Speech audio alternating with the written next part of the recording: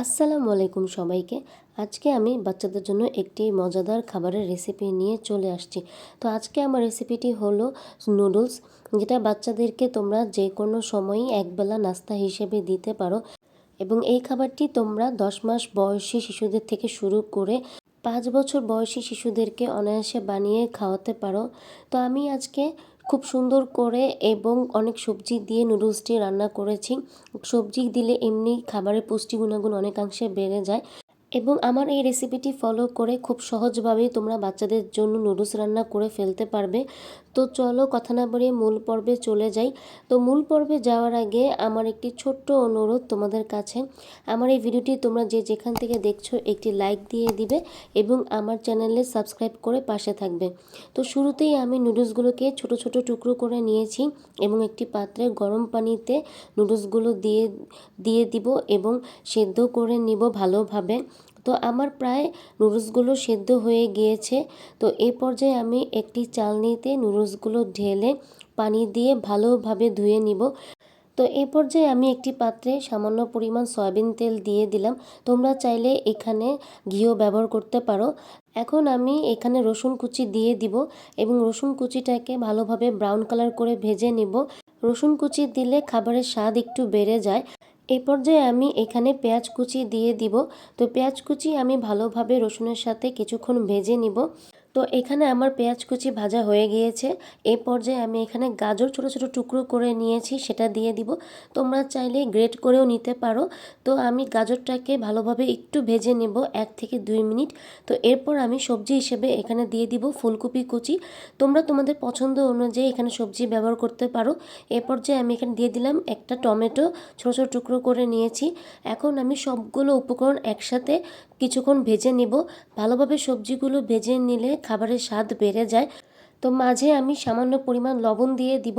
1 বছর নিচে বাচ্চাদেরকে লবণ দেওয়া যাবে না। তো এই পর্যায়ে আমি গোলমরিচের গুঁড়ো দিয়ে দিব।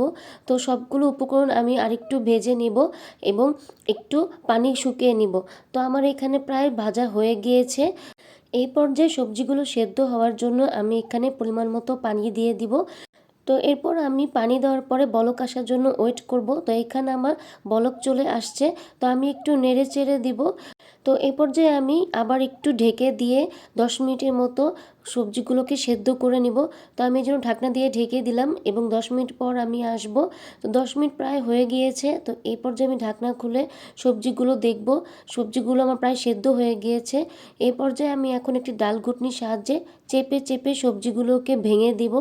যে সকল বাচ্চারা চিবিয়ে খেতে পারে সে সকল বাচ্চাদের জন্য সবজিগুলো আস্তই রাখবো।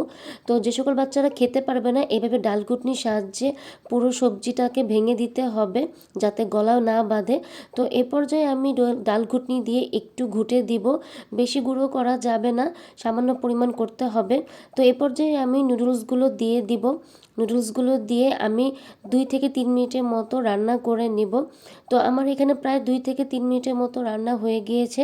তো এ পর্যায়ে আমি নুডলসটাকে আঠালো হওয়ার জন্য এখানে 1 চামচের মতো চালের সুজি নিয়ে নিয়েছি এবং পানি দিয়ে গুলিয়ে নিয়েছি।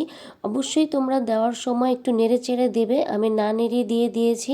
তো এ পর্যায়ে আমি আবার একটু ভালোভাবে নেড়ে চেড়ে দেব এবং 1 থেকে 2 মিনিটের মতো রান্না করে নিব। তো এখানে আমার প্রায় নুডলসটা 1 থেকে 2 মিনিটের মতো রান্না হয়ে গিয়েছে। তো এই পর্যায়ে আমি একটি কোয়েল পাখির ডিম নিয়ে নিয়েছি। তো কোয়েল পাখির ডিমটা এখানে আমি দিয়ে দিব। তোমরা চাইলে এখানে মুরগির ডিমও ব্যবহার করতে পারো। তো ডিমটা দেওয়ার পরে আমি একটু অনবরত নেড়ে দিব। তো ডিমটা দেওয়ার পরে আমার বেশিক্ষণ রান্না করতে সময় লাগবে না, 1 থেকে 2 মিনিটের মতো রান্না করে নিব। তো এই তো আমার হয়ে গেল আজকে নুডলস রান্না। তো খুব সহজেই আমি রেডি করে ফেললাম নুডলস রান্নাটা। তোমরা আমার মতো যদি এভাবে করে নুডলসটা রান্না করো, বাচ্চারা অবশ্যই মজা করে খাবে এবং এতে সবজি দেওয়াতে পুষ্টি গুণাগুণও পেয়ে যাবে। নুডলস রান্নাতে আলাদা কোনো মশলা ব্যবহার করতে হবে না। নুডলসের প্যাকেটে যে মশলাটা দেওয়া থাকে ওটাতে টেস্টিং সল্ট দেওয়া থাকে। তো বাচ্চাদেরকে টেস্টিং সল্ট দেওয়া যাবে না। তো এই জন্য মশলাটা অ্যাভয়েড করতে হবে। তো এই হলো আমার আজকের নুডলস রান্নার রেসিপি। তোমাদের যদি আমার এই রেসিপিটি ভালো লেগে থাকে অবশ্যই একটি লাইক, কমেন্ট, সাবস্ক্রাইব করে দিয়ে পাশে থাকবে। তো আজকের মতো এতটুকুই। আল্লাহ হাফেজ।